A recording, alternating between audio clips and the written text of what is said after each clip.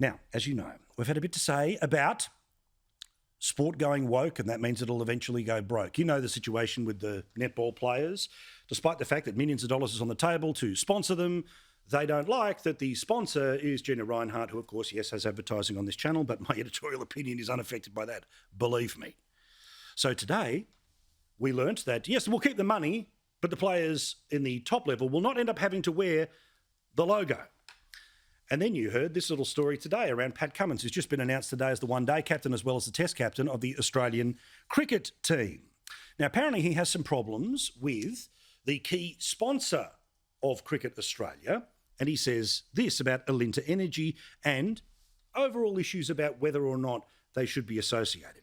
I think it's obvious, front of mind, things that we need I'll start that again. I think the most obvious front of mind things you can see is who we partner with. So I hope when we think of who we want to align with and who we want to invite into being part of the cricket family, I hope climate is a real priority. Now, this story has twisted and turned over the day about whether he tried to get Cricket Australia to tear up their association with Alinta Energy, or he just voiced an opposition and then magically this sponsorship will end in about a year's time. Here is what the cricket captain had to say today. Pat, did you pressure on Cricket Australia to end the Alinta Energy deal? No, not at all.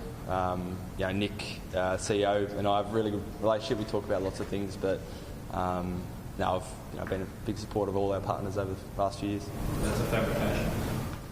I think it's probably stretched exactly what happened. Could have come out and said it was an absolute lie, but that is his denial. Well, he'd be very careful to deny here because Alinta Energy is an organisation that's trying to do its best to green itself like many a power company, and he's appeared in their television ads. But also, you don't want to scream too much about climate change, pal, because last time I checked, according to the Daily Mail, they got photos of you driving a Range Rover. And let's not start to talk about the climate situation over in India, where the IPL pays you an awful lot of money to be able to perform in the off-seasons.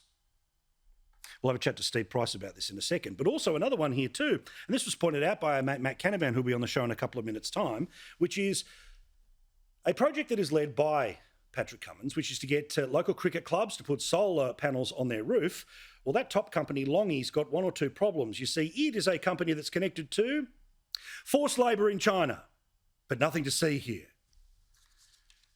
And spare a thought for the people who make watching sport fun, like our mates at Fox Sports, the legendary Wild World of Sports over at Channel 9. Just imagine how tough their job's going to be when all they have to cover is woke sport.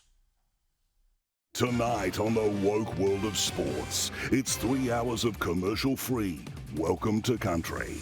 Then the world's most cautious people go mask to mask in working from home. Adam Bant is triggered by the Australian flag in the semi-finals of microaggressions. And drift off to sleep knowing you're better than everyone else as we take a trip around the sporting globe as the world's best athletes take a knee. It's non-stop virtue signaling on the woke world of sports, and you'll like it or else.